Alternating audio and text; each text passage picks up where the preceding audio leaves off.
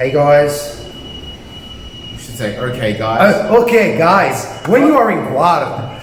Welcome back to another episode of Choke Point. I'm Simon. I'm Pete.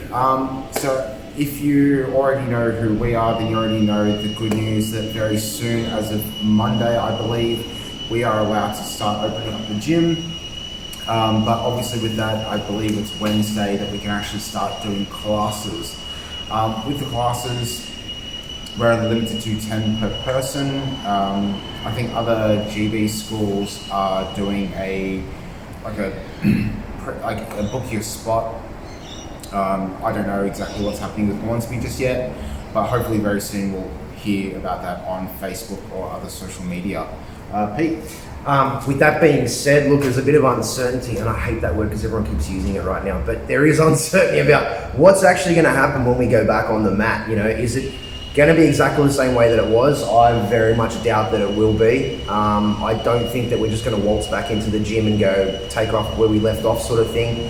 And then it begs the question, what are your expectations when you come back? Are you expecting to come back 4 or 5 nights a week? Are you expecting to wait off and just see until, you know, how much time passes before we can go back to regular style of training? I mean, I know myself, I've thought about it a lot. At this point, like I'm guessing with Simon, we really don't care what happens as long as we can have some form of training to come back to. Whether that's Baja Fit, whether that's going to be no gi, 5 people to a class, whatever the case may be. Even if we have to roll with, what's the dummy's name? Brian. Even if we have to take turns rolling with Brian because we can't live spar, look, I'm going to settle for that. So, I mean, look, guys, things to take into consideration. Think about what it's going to be like when you come back, and don't expect everything to be the way that it was. Come in with an open mind, and it might change the way you think about jiu-jitsu because of these limitations. Yeah, and the next big one is obviously the physical limitations as opposed to more mental. You know, we're all obviously going to be at a certain point. I think a lot of us have probably eaten a lot of carbs in the last 2-3 months. So obviously we're not at key physical peak. So don't push yourselves. The last thing you want to do is get injured on your first week back. It happens even on our best seasons. Injuries happen. I know Pete and I have definitely had our fair share. So just take that into consideration. It's like, yeah, we're excited as puppy dogs, but you've got to look after yourself as well. And with the mental side of it, you know, don't put too much pressure on yourself. We're reopened, yes, but obviously we're going to be around forever. Fingers crossed. That obviously nothing happens, but you know, sometimes even as a white belt when you first start out, I know how bad it is being such a large person. How difficult it was to try and keep up with some of the smaller or younger competitors, or even the bigger guys that are actually conditioned. And that's the thing. It's like you sit there and scratch your head and go, why aren't I getting this? Why isn't this working? Why can't I do this?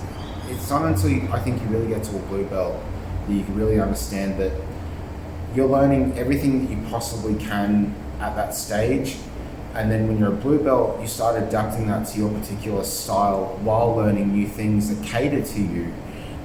Jiu-jitsu really is for everyone. For Pete and myself, we are obviously quite big people. We have particular pressure passing techniques. He's wrist locking, I'm Kimura. And say no to wrist lock kids. But I mean, and that's the thing, we're all going to be like that again. We're all going to feel like a white belt for the first month. Until maybe more things are lifted, stage 3, and then we can finally get back into full, post-combat, happily choking each other out, having all that wonderful, good stuff. Another thing I think we should talk about is also the fact that, you know, there is that stigma of a blue belt curse. How many people do you think are really going to actually come back to all of this? You know, I know that with the higher belts, it's probably a no-brainer, but for people like Pete, you know, who are just that shy of getting their blue belt, I know his commitment level is 100%, same with me, which is absolutely fantastic to see. But look, if you're watching this and you're having nags or some sort of indecision about why you should come back, or if it's worth coming back, reach out to us. We're more than happy to talk to you, and or even just the professors and coaches. Definitely. Look, guys, retention's a very important thing. Simon and I actually spoke about this a couple of minutes ago, and I said, when I first started, I was only coming training 2 days a week, and those 2 days a week were absolute torture. I had to force myself to leave the house. I had to stop making excuses, and like I said to Simon, I said, you make excuses to yourself. It's not really stopping anyone else. But once that switch got flipped, there's nothing that can stop me now. I will come at least 3-4 nights a week, regardless of what's going on. If I'm injured, I'll come in and say hi. Or if I'm injured and professors think that I just shouldn't use that limb and practice with something else, well, we'll do that as well. Yeah. The amount of times I know that they've challenged me by saying no Kimuras, which is very difficult to do.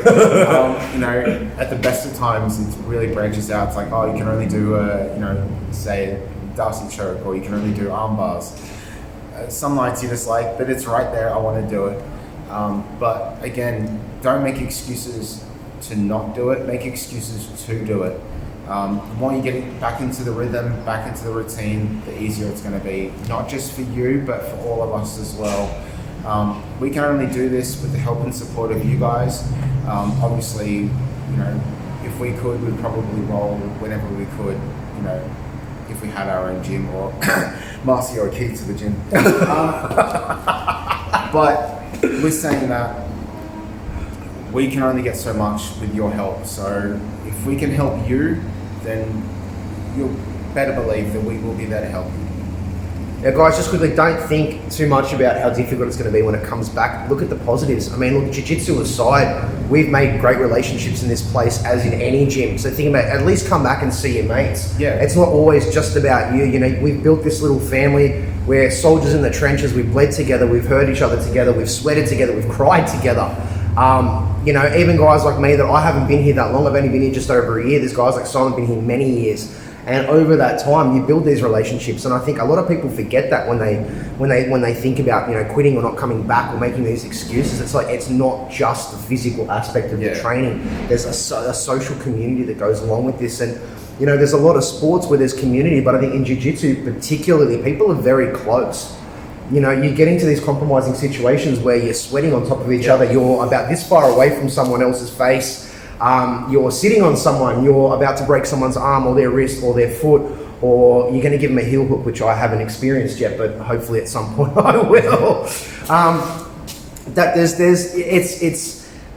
It brings a togetherness when you're in someone's personal space that way. And I mean, myself playing a lot of different other sports growing up, I don't think I've had that camaraderie in any other team or any other school or any other sport that I've done. And just keep that in mind when, if you think about it, if I don't want to come back or I'm too lazy, or, I'll just wait until they lift restrictions. It'll be a few more weeks, and a couple more weeks turns into another couple of months. Yeah. Before you know it, this 3-month COVID thing's now turned into 6 months. You've put on more weight, you've completely forgotten what you were doing, you've lost sight of the goal, you've lost sight of everything else.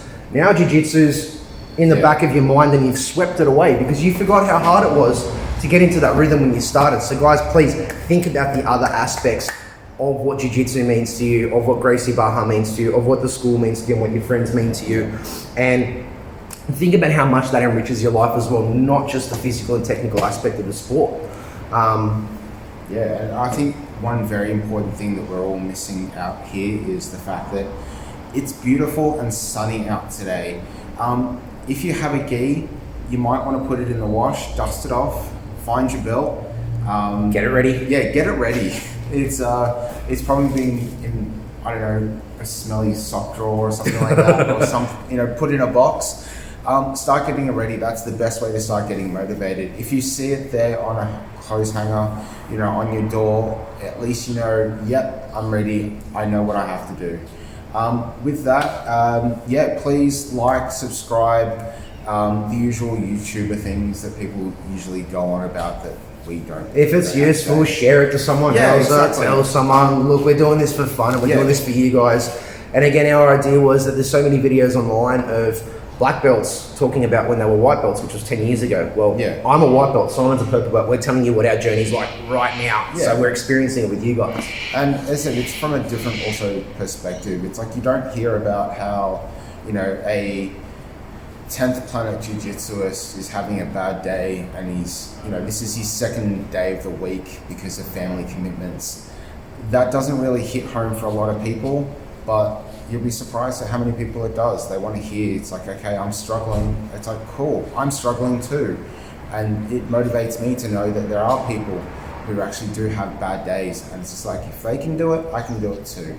So again, thank you for joining us this week. Hopefully next time that we do have a video, we will be inside and we can actually start having a new layout on how we're going to do this. So if you have any suggestions or if you have any questions, please feel free to comment and we will get to it. I've been Simon, Pete, and thank you again for joining us on Choke Point. Us.